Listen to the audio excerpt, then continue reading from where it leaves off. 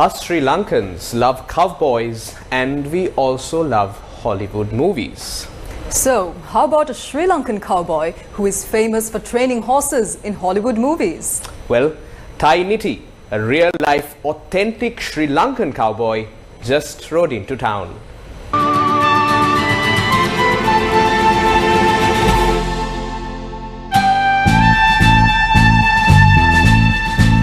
Thai's love for horses is only rivaled by his deep affection for his birth country, Sri Lanka. Departing from the island during a tumultuous period at the tender age of 8 in 1984, a significant part of his heart has always remained tethered to these beautiful shores. Now Thai runs a horse ranch in the Apple Valley named Double Six Ranch. Thai is renowned worldwide as a lead wrangler and expert horse trainer with over 3 decades of experience in riding, breaking, training and schooling horses. His skills have also led him to the world of acting, where he has graced the silver screen in several recent movies. Undoubtedly, Thai stands as one of the greatest horsemen our world has ever seen. The purpose of this visit is to help to promote Ceylon Riding Club to investors, to potential clients and partners, and to demonstrate the famous horsemanship that launched Thai's career as the trainer of horses for the movie Zorro. Today, both Thai and Kanan have several movies to their credit and a wealth of experience that they will be sharing with the equestrian community in Sri Lanka, including the equine vet community and the mounted services division. Who is Tiny? Well, let's ask him. That's a long story, but I'm going to try to put it into a small perspective. Well, Thai Niti, I'm Sri Lankan. I was born in Sri Lanka, India, in transition. Went to America, became a cowboy, been a cowboy for 30 years. Professional horse trainer.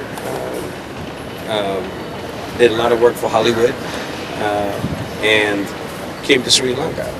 And my whole thing about coming to Sri Lanka is bringing some of the things that I learned being a cowboy and introducing that to Sri Lanka and trying to build Sri Lanka up in our own way.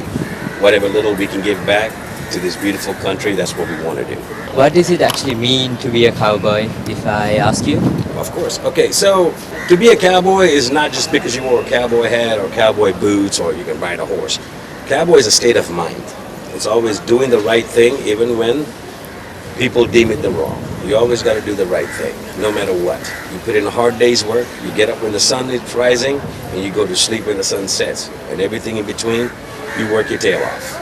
You're here in Sri Lanka for a while, and what do you plan to do here in Sri Lanka? Well, I really want to do some work with the CRC at Port City, Colombo, and run by NEK, who's an amazing lady in equestrian. And I want to try to introduce some of the things that we do as cowboys and try to bring a little Western horsemanship to Sri Lanka.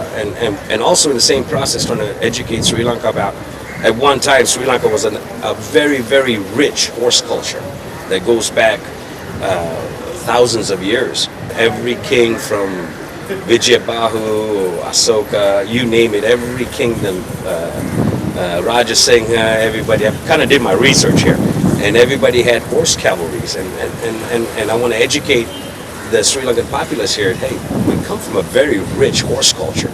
And somewhere down the line, last couple of 100 years, it was taken away from us.